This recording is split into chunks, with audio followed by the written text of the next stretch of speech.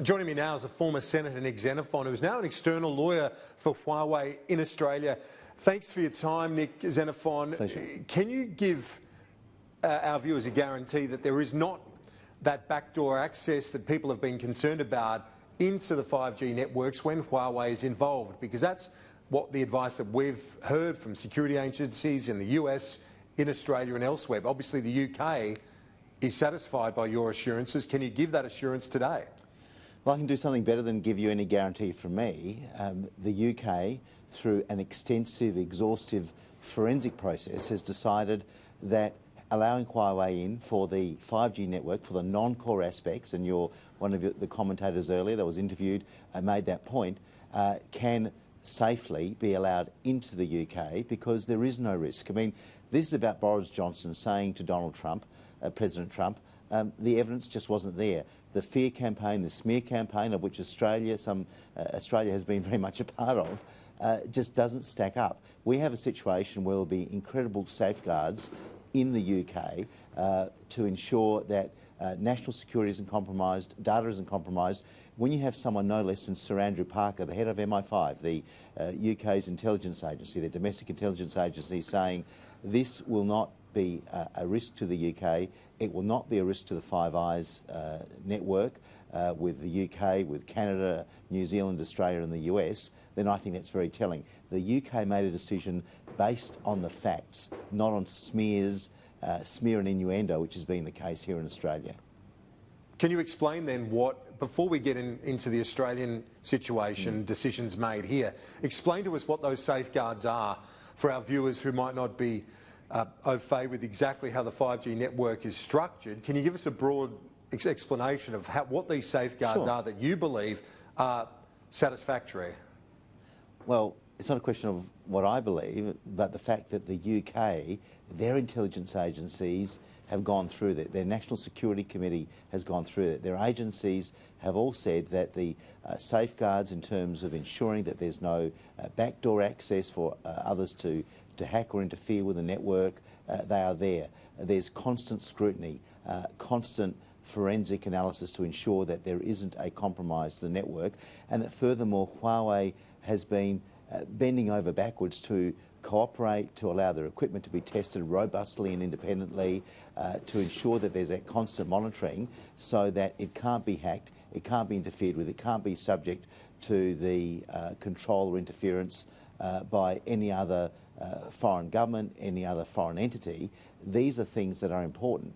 And when you look at the core and non-core aspects, in other words, the non-core aspects, the core aspects relate to encryption and authentication, they'll still be firmly in the control of the UK, but the non-core aspects, that is the pipeline to get that information out there quickly, to have high-speed 5G network, that is something that the UK government says with these safeguards there is no risk to national security. So it's about time we reframe the debate here in Australia. So it's based on the facts, on forensic evidence, and it's a fact-based decision, not one based on fear and smear, which is what has been happening for too long now. So even if we accept that and the MI5 reassurances and so on, one of the other concerns that's raised is that being a Chinese company, like all other Chinese companies, they're beholden to Beijing and that could report back any relevant intelligence about the network. Well, but Kieran, that's just plain wrong.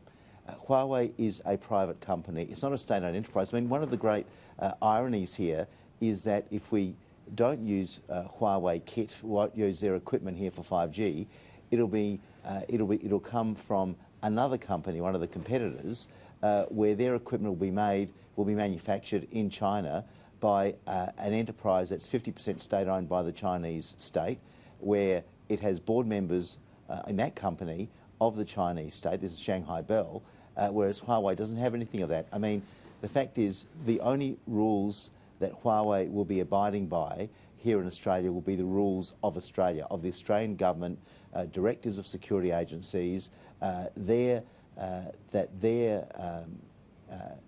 loyalty, if you like, is to Australian laws and to ensure that everything is done to ensure that national security is not in any way compromised.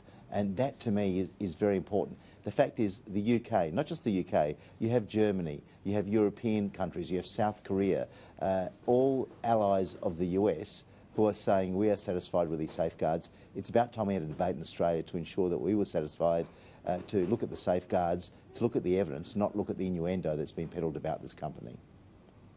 Do you have any hope, have you been given any hope, that there might be another look at this decision which was made by Malcolm Turnbull, of course, when he was Prime Minister? In a democracy, there is always hope. We need to have a rules-based system. We need to have a set of rules where we set the framework. The framework is one of ensuring that our sovereignty, our national security is not in any way compromised. That, to me, is something that is simply not negotiable. The fact is, in the UK, in Germany, throughout Europe, South Korea, around the world, countries that are close to the US, that are allies of the US, are saying we can have the safeguards in place based on the advice from their national security agencies, from their domestic intelligence agencies. So I do have hope as a result of this, because I just think there should be a reset of the debate, that we should just pause and have a look at this. This decision was made 2 Prime Ministers ago. This is a decision that now needs to be made on the facts. And just as we share intelligence with the US, we should share intelligence with our British counterparts to see what their safeguards are, what they found out, because all this talk about smoking guns, of a risk to national security, they've come to nothing, because despite a frenzied, almost hysterical effort by the US, they could not convince the level heads in the UK, and Boris Johnson is a Conservative Prime Minister after all. They couldn't convince him, they couldn't convince his National Security Agency, couldn't convince the intelligence chiefs in the UK that there was a risk, because there isn't. The evidence isn't there. Well, it's interesting, a Conservative Prime Minister with a fresh and thumping new mandate as well, so he's coming to it from a position of strength in that sense. But do you see, well, what's the company's view? I mean, I know that the argument is that China has made huge gains in terms of 5G technology, but what does Australia miss out by not having this involvement in your, or at least the company's view? Well, look, let's go back to some independent economic analysis, both by Frontier Economics here in Australia, with Danny Price and his team. We've done tremendous forensic work on this, where the cost of the economy would run into the billions of dollars, to Oxford Economics more recently, where internationally they've found that the impact on Australia we would be a laggard rather than a leader when it comes to 5G technology. And when you consider the mess of the NBN, this is our chance to have the right technology with appropriate safeguards in terms of our national sovereignty and national security, to ensure that we can leapfrog ahead of where we are now, because it's just embarrassing where we are when it comes to telecommunications, in terms of internet, in terms of 5G technology compared to other countries. The economic costs will be huge, but I understand the primary focus must be national security and intelligence concerns. They've been dealt with in the UK. All I ask for is for a rational debate, so that we just look at the facts here. Well, a friend of mine just sent a fact about you to me on the phone, a friend of yours, that it's your birthday. So many happy returns. You look a lot younger than when you were in Parliament. I don't have any friends, but whoever it was, shame on them. Yep, I'm working away. But Kieran, I miss you, but I don't miss much else in Many happy politics. returns. We'll talk to you soon.